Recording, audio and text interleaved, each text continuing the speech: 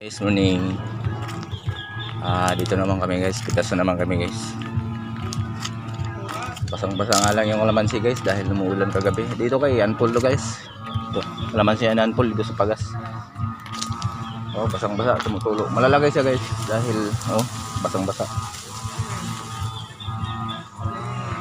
Iniwan kasi namin to guys dahil puno-uno lang yung nakaraang pitas namin. Kaya ganito na siyang bunga niya, manipis na yung balat, patsiin. Kailangan tuyo. Pinag-uno-uno lang sinakaraan to, kaya ito nangyari, manipis na yung balat.